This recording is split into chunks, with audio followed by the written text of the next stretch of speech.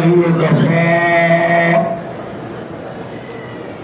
والصلاة والسلام على سيد الرسل وخاتم الأنبياء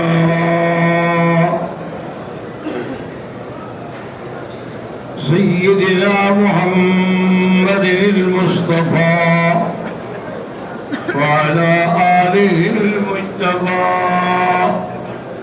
وأصحابه النجبى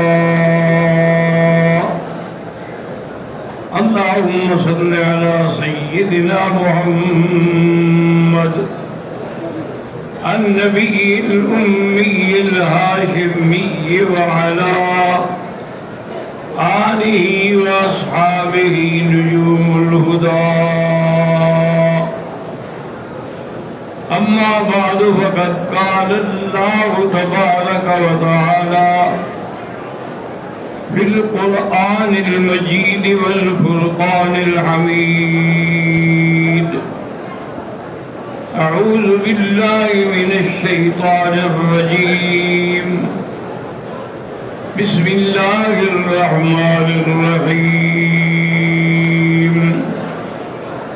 الخبيثات للخبيثين والخبيثون للخبيثات والطيبات للطيبين والطيبون للطيبات لهم مغفرة ورزق كريم قال النبي صلى الله عليه وسلم فضل عائشة على النساء كفضل الثريد على سائر الطعام رواه البخاري رحمة الله عليه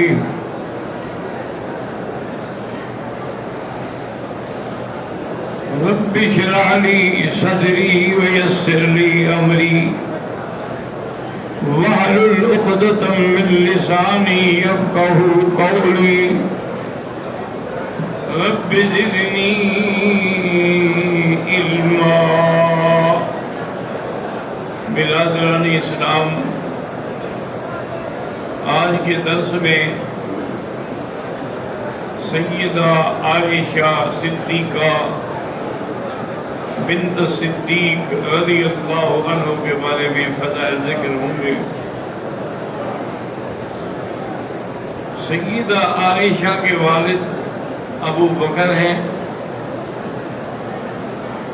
ان کی والدہ ام رمان ہیں، اور وہ حضور صلی اللہ علیہ وسلم سے 5ویں پشت میں ملتی ہے۔ حضور صلی اللہ علیہ وسلم کی پہلی بیوی سیدہ خدیجہ رضی اللہ تعالی عنہا جب فوت ہو گئی، حضور صلی اللہ علیہ وسلم بہت اداس اور پریشان رہنے لگے، کیونکہ وہ آپ کی پہلی بیوی تھی اور اولاد کی ماں تھی۔ آپ کی تمام اولاد، دونوں بیٹے اور 4 بیٹیاں سیدہ خدیجہ کے بدن مبارک سے تھیں۔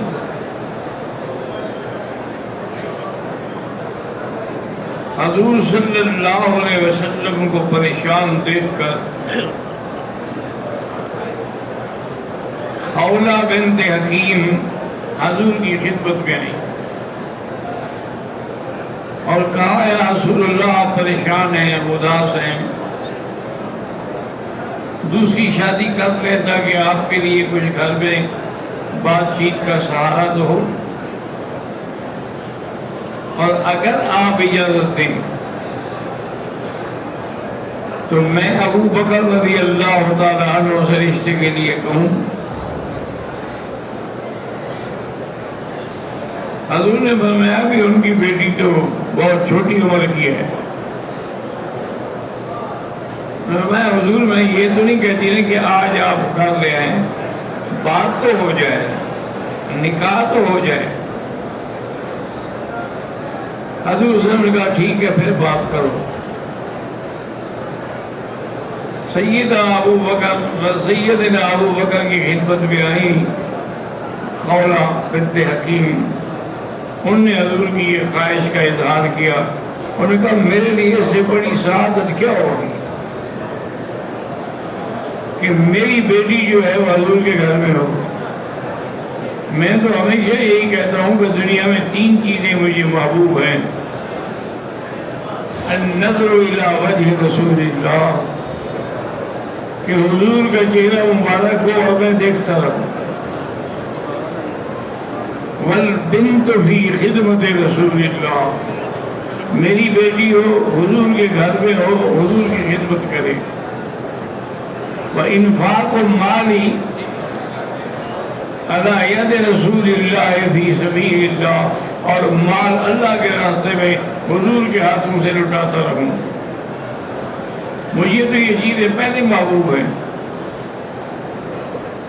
بہرحال حضور صلی اللہ علیہ وسلم کا نکاح ہوا، اور جب نکاح ہوا تو بی بی عائشہ کی عمر 6 سال. یہ ہجرت سے پہلے کی بات ہے. ہجرت کے بعد حضور صلی اللہ علیہ وسلم مدینہ منورہ تشریف لے آئے. مواخات ہو گئی، اور کچھ عرصے کے بعد حضرت ابو بکر نے کہا کہ یا رسول اللہ، آپ اپنی بیوی کو گھر کیوں نہیں لے آتے؟ آپ نے کہا بھی اس کو گھر لانے کے لیے مجھے حق المہر کی ضرورت ہے، میرے پاس حق المہر کے پیسے نہیں ہیں. تو حضرت صدیق نے کہا کہ حضور میرا مال جو ہے وہ آپ کا نہیں ہے، آپ جتنا حق المہر دینا چاہیے مجھے بتا دیں، میں دے دوں. حضور صلی اللہ علیہ وسلم نے بتایا، اور حضرت ابو بکر نے اللہ کے حضور کو دے دیا. اس کے بعد حضور صلی اللہ علیہ وسلم نے فرمایا کہ ہاں اب میں اپنے گھر لا سکتا ہوں. بیوی صاحبہ کہتی ہے کہ میں اس وقت کھیل رہی تھی، کیونکہ 9 سال تو عمر تھی. تو مجھے میری والدہ نے بلایا تو میرے سانس اکھڑ رہی تھی، بھاگ کے آئی. انہوں نے مجھے پکڑ کے دروازے میں کھڑا رکھا، اور اس کے بعد مجھے کمرے میں بھیجا تو اندر انصار کی عورتیں بیٹھی تھیں. مجھے کوئی پتہ نہیں بھی کیا ہو رہا ہے. انہوں نے مجھے سنبھالا، سرما ڈالا، میرا لباس تبدیل کرایا، مجھے غسل کرایا، میرے بالوں میں تیل لگایا، کنگھی دی. جب یہ سب کچھ ہو گیا تو انہوں نے کہا کہ اب ہم تمہیں حضور کے گھر میں لے جائیں گے. پھر بھی مجھے پتہ نہیں تھا کہ حضور کے گھر میں کیوں لے جائیں گے. بہرحال مجھے حضور کے گھر میں لے آئے. حضور صلی اللہ علیہ وسلم نے بڑی خوش اخلاقی سے میرا استقبال کیا، اور میں بھی حضور کا چہرہ دیکھ کر بالکل دیوانی ہو گئی کہ ہر وقت میں دیکھتی رہتی تھی حضور صلی اللہ علیہ وسلم کے چہرے مبارک. اب اسی طرح سیدہ عائشہ رضی اللہ تعالی عنہ کے فضائل میں ہے کہ ایک دفعہ حضور سفر پہ گئے تو آپ کی یہ عادت مبارک تھی کہ آپ کوڑا ڈالتے تھے بیویوں میں. جس بیوی کا کوڑا نکلتا سفر کے لیے اس کو ساتھ لے جاتے. حالانکہ اللہ نے آپ کو اجازت دی تھی کہ آپ پر کوڑے کی کوئی پابندی نہیں، جس بیوی کو چاہے لے جائیں، لیکن اس کے باوجود بھی حضور عدل کرتے. بیوی فرماتی ہے کہ سفر ہوتا رہا. اتفاق کی بات یہ ہے کہ اونٹ سے اترتے ہوئے اللہ جانے یا میرے پیر جانے، اور میرا ہاتھ جو تھا نا میرے گلے میں وہ ٹوٹ گیا. میں نے کوشش کی تلاش کرنے کی، لیکن مجھے نہیں ملا.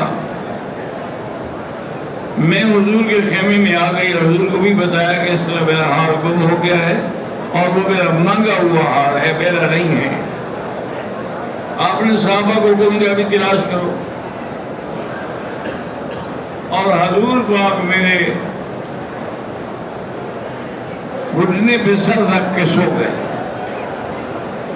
اور حضور کو فوراً نیند آ گئی۔ اب سارے صحابہ پریشان ہیں کہ پانی ہے نہیں، صبح کی نماز کا وقت ہو رہا ہے، اب نماز کیسے پڑھیں گے؟ انہوں نے کہا حضرت صدیق سے، ہمارا تماشا عائشہ، ابو بکر دیکھو تمہاری بیٹی نے کیا کیا؟ حضور کو روک دیا کہا کے لیے اب نماز کا کیا ہوگا؟ سیدنا صدیق رضی اللہ تعالی عنہ کو بھی غصہ آ گیا اور وہ آئے تو دیکھا کہ حضور تو سو رہے ہیں اور عائشہ بیٹھی ہوئی ہے، وہ کہتی ہے کہ مجھے انہوں نے اسی جگہ زور سے مارا، مجھے بڑی تکلیف ہوئی، لیکن میں نے ہلنا نہیں گوارا کیا کہ حضور کی نیند میں فرق نہ آ جائے۔ میں نے کہا حضور سو رہے ہیں۔ حضرت صدیق نے کہا کہ تم نے اچھا کیا کہ سب لوگوں کی نماز ختم، اور غصے میں کہتی کہ میں روتی تو رہی لیکن میں نے برداشت کیا، ہلی نہیں، میرے آنکھوں گیلے ہوئے بھی اٹھ بیٹھے۔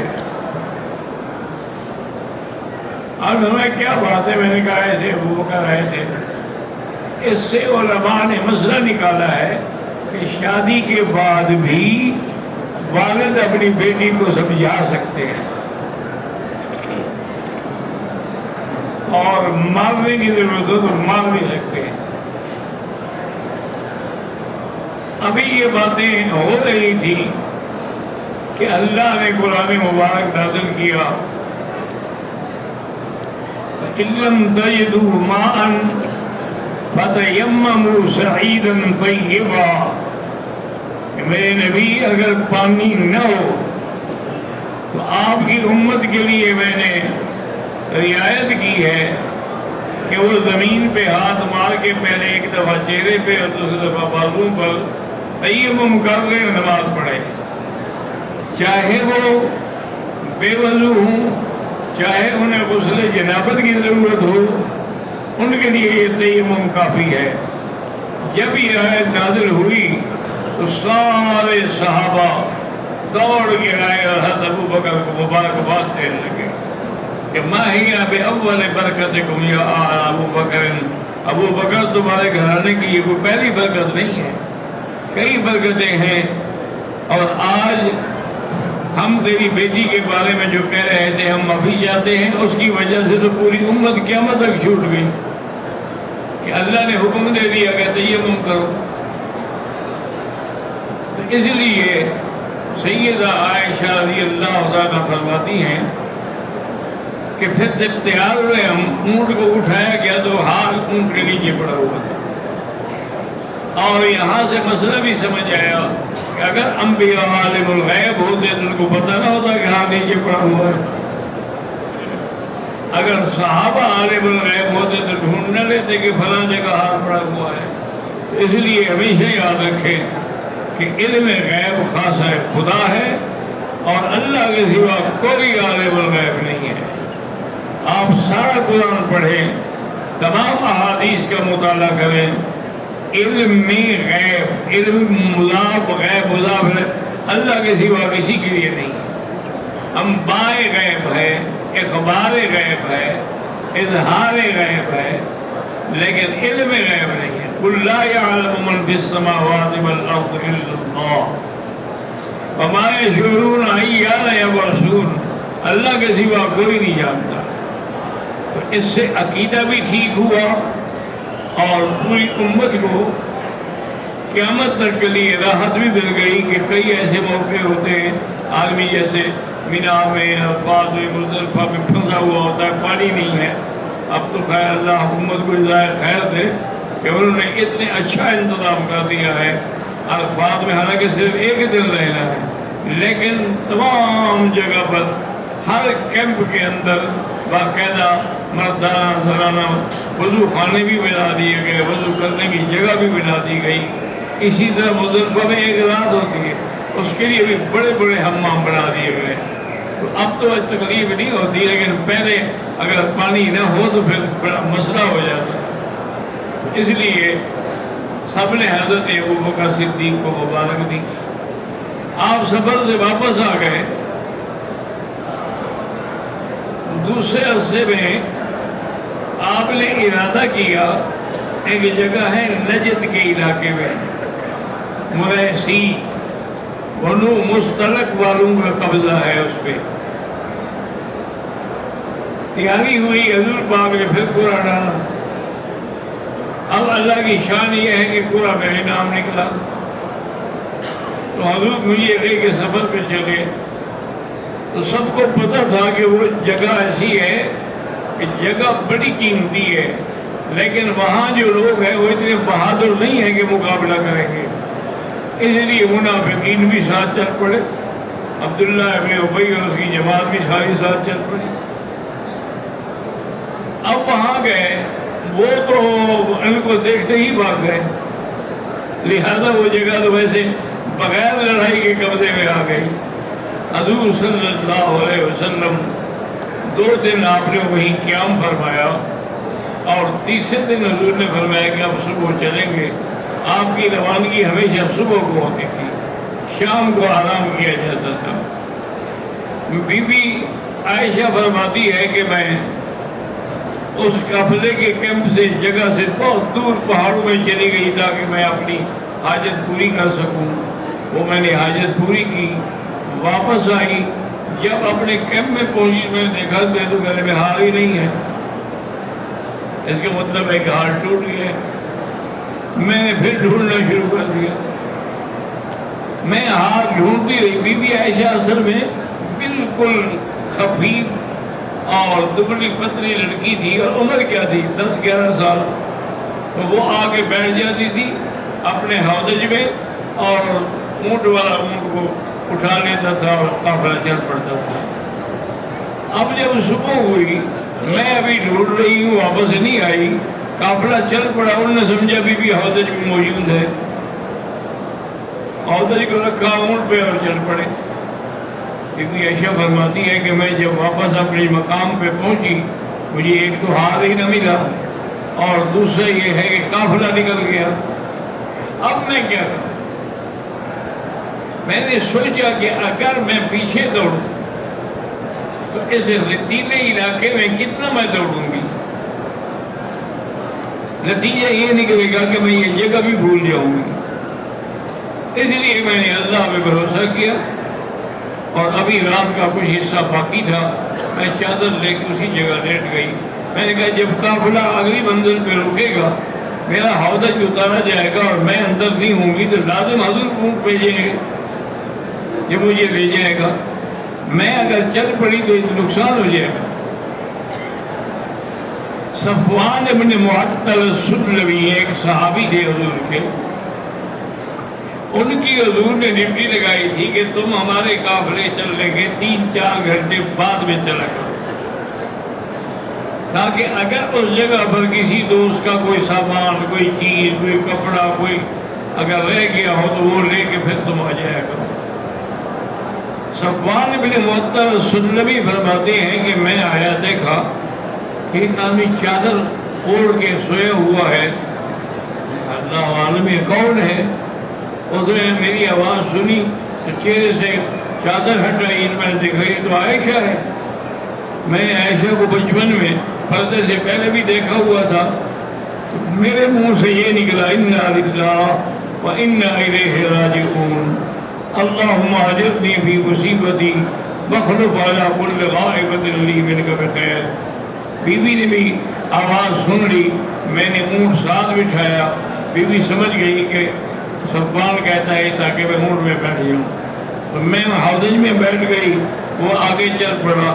کہتی ایسے واللہ ہے ایسا آدمی میں نے نہیں دیکھا. اکیلی عورت ہو، جوان ہو، خوبصورت ہو، آئے اور بات بھی نہ کرے، اور صرف کلمہ انا للہ و انا الیہ راجعون پڑھا اور کچھ نہیں کہا اور چل پڑا۔ اب جب ہم اپنی منزل پہ پہنچے جہاں حضور صلی اللہ علیہ وسلم ٹھہرے ہوئے تھے، حضور صلی اللہ علیہ وسلم کے کیمپ میں چلی گئی۔ میں نے کہا ایسے میں نے حال کی تلاش میں غفلت کی، ڈھونڈتی رہی اور آپ کا قافلہ چل پڑا۔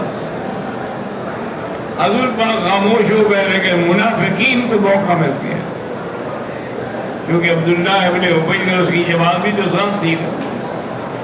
انہوں نے کہا یہ کیسے ہو سکتا ہے، بتائے کہ نوجوان ہو، ایک جوان لڑکی ہو، اکیلے ہوں، کوئی دیکھنے والا بھی نہ ہو، کیسے عائشہ پاک رہ سکتی ہے؟ عائشہ اللہ نے میں گناہ کیا ہے۔ حضور تک یہ بات پہنچی، حضور نے قافلے کو چلانے کا حکم دے دیا، چل پڑے۔ میرے ساتھ کوئی بات نہیں اور نہ مجھے پتا۔ جب ہم اپنے گھر پہنچ گئے، ان کے شور سے بعض مسلمان بھی شریک ہو گئے۔ بعض مسلمان جو تھے منافق نہیں تھے، لیکن پروپیگنڈے کے چکر میں آ گئے۔ ان میں ایک حضرت حسان بن ثابت تھے جو شاعر رسول اللہ تھے، حمنہ بنت جحش تھی، مصطح تھا، اور بھی کچھ لوگ تھے جو اس چکر میں آئے۔ مجھے کوئی پتہ نہیں، صرف مجھے اتنا محسوس تھا کہ حضور کی توجہ نہیں رہی۔ آتے تھے گھر میں لیکن میری طرف کوئی توجہ نہیں فرماتے۔ آخر میں نے ایک دن عرض کیا کہ حضور میں ماں باپ کے گھر چلی جاؤں، حضور میں چلی جاؤں۔ پہلے ایسے کبھی نہیں ہوتا تھا کہ میں اجازت مانگوں اور اجازت مل جائے۔ حضور سوال کر کیوں جاتی ہو، کیا بات ہے، وجہ کیا ہے، میں چھوڑاؤں گا۔ ادھر کہا کہ اچھا چلی جاؤ۔ میں حیران ہو گئی کہ حضور نے بدلا بدلا چہرہ، بدلا بدلا روح کیوں ہے۔ میں گھر آئی، آ کے بیٹھ گئی۔ اس کے بعد مجھے اپنے انسانی ضرورت قضا کے لیے باہر جانا تھا، تو مصطح جو تھی وہ میرے ساتھ تھی۔ راستے میں جا رہے تھے کہ کپڑا اس کے پاؤں میں الجھا، تو اس نے کہا کہ تائس مصطح، اللہ مصطح کو برباد کرے۔ میں نے کہا کیا کہہ رہی ہو، وہ تو شخص صحابی ہے، بدری ہے، جن کے بارے میں اللہ نے فرما دیا ہے کہ اعملوا ما شئتم، تم اس کو گالیاں دے رہی ہو، ہلاکت کی بد دعا کر رہی ہو۔ انہوں نے کہا عائشہ تمہارے جیسا بیوقوف بھی کوئی، تمہیں پتہ نہیں کہ کیا واقعہ کیا ہے؟ میں نے کہا نہیں مجھے تو کوئی پتہ نہیں۔ اور کہ یہ واقعہ ہے، اس طرح تہمت لگائی گئی اور میرا بیٹا بھی ان کے ساتھ مل گیا۔ اب میں بد دعا نہ کروں تو کیا کروں؟ بی بی عائشہ فرماتی ہے کہ اس وقت پھر وہ مجھ پر ایسا لرزہ طاری ہو گیا اور میری جو خواہش تھی وہ بھی ختم ہو گئی۔ واپس میں گھر آئی، آ کے اپنے گھر میں لیٹی۔ میری والدہ نے گھر کے تمام کپڑے میرے اوپر ڈال دیے، لیکن میں کانپ رہی تھی، میری سردی نہیں ختم ہو رہی۔ جب مجھے کچھ بخار اترا تو میں نے اماں سے کہا کہ یہ مصطح کو بد دعا کر رہی تھی، کیا بات کیا ہے؟ انہوں نے کہا تمہیں تو پتہ نہیں ہے نا کہ تم پر تہمت لگی ہے کہ بھئی صفوان بھی اکیلا تھا، یہ بھی اکیلی تھی، جنگل تھا، ان نے سبھی اب عائشہ پاک نہیں تھی، اس لیے حضور بھی نہیں آتے ہیں۔ اگر آتے ہیں تو دور سے کھڑے ہو کے پوچھ لیتے کیف فتیق، اس کا کیا حال ہے۔ بھائی اس کے بعد بس میرے پاس کیا تھا پھانسی والوں نے کے، میں روتی رہی۔ ایک دن میری والدہ بیٹھی رو رہی ہے اور میرے ابا بھی بیٹھے ہوئے رو رہے ہیں اور قرآن پڑھ رہے ہیں۔ حضور پاک تشریف لے آئے اور آ کر میرے قریب بیٹھ گئے اور مجھ سے کہا کہ عائشہ ان کنتی اذنبتی بذنب فتوبی، اگر تم نے واقعی گناہ کیا ہے تو توبہ کرو، اللہ بخشنے والے، اور اگر تم نے گناہ نہیں کیا ہے تو اللہ تمہاری صفائی میں کوئی نہ کوئی حکم نازل فرمائیں گے. بیوی فرماتی ہے میں حیران ہو گئی. میں نے والد سے کہا کہ آپ جواب دیں. انہوں نے کہا میں کیا جواب دوں؟ والدہ سے کہا جواب دو حضور کو. انہوں نے کہا ہم کیسے اپنی بیٹی کی صفائی پیش کریں؟ میں حیران پریشان. میں نے کہا کہ یا رسول اللہ آج کل حالت یہ ہو گئی ہے اگر میں نے کہا کہ میں نے برائی کی ہے تو آپ مان لیں گے، اور میں نے کہا کہ میں نے برائی نہیں کی ہے تو کوئی بھی نہیں مانے گا. میرا وہی حال ہے جو حضرت یوسف کے ابا نے کہا تھا فصبر جمیل واللہ المستعان علی ما تصفون. میں بھی وہی کہتی ہوں. بی بی کہتی ہے مجھے صدمے کی وجہ سے یوسف کے ابے کا نام ہی بھول گیا ہے آپ کو. میں نے کہا ابو یوسف، یوسف کے ابا نے جو کہا تھا میں بھی وہی کہہ رہی ہوں. یہ کہہ کے میں پھر کپڑا لے کے لیٹ گئی. تھوڑی دیر گزری، ابھی حضور ہمارے گھر سے جانے کی تیاری کر رہے تھے کہ آپ کے چہرے پر اثرات ہوئے جس سے ہم سمجھ گئے کہ وحی اتر رہی ہے. حضور بیٹھ گئے، وحی اترتی، آپ نے اوپر کپڑا لے لیا. وہ کہتے کہ میرے ابا ایسے کانپ رہے تھے کہ خدا جانے کیا فیصلہ ہوتا ہے. میری والدہ بالکل تھر تھر کانپ رہی تھی اور خاموش. کافی دیر کے بعد حضور پاک نے اپنی چادر مبارک ہٹائی اور آپ نے فرمایا کہ مبشرک یا عائشہ ان اللہ قد برأک، کہ عائشہ تمہیں اللہ نے بری کر دیا ہے.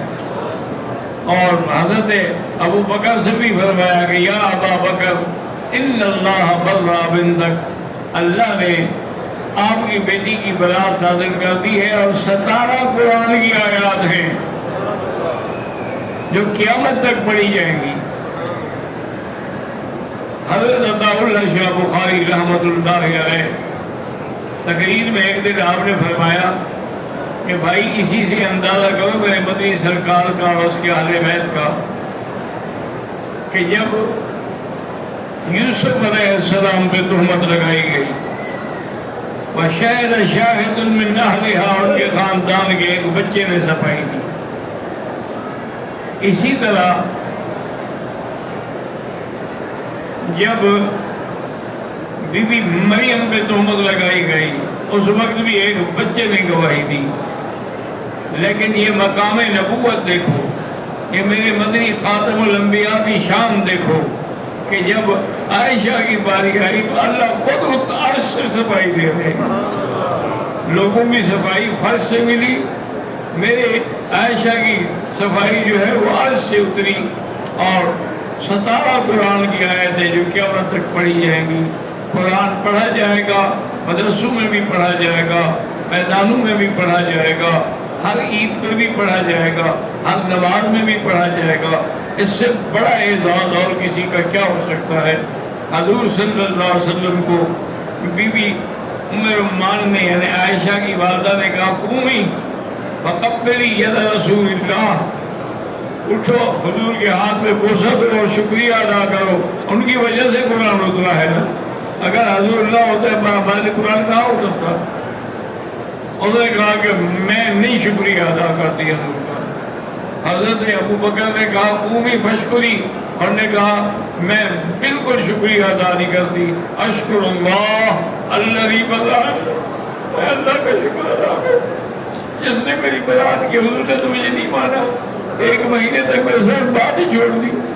اگر مجھے آپ پاک سمجھتے تھے تو آپ نے کیوں صفائیاں لینی شروع کی؟ کبھی حضرت علی سے پوچھ رہے ہیں، کبھی صحابہ سے پوچھ رہے ہیں، کبھی حضرت عمر سے پوچھ رہے ہیں. اور جب تک قرآن نہیں اترا حضور صلی اللہ علیہ وسلم نے مجھے مبارکباد نہیں دی. اس لیے میں حضور کا شکریہ نہیں کرتی، میں اللہ کا شکر کروں گی.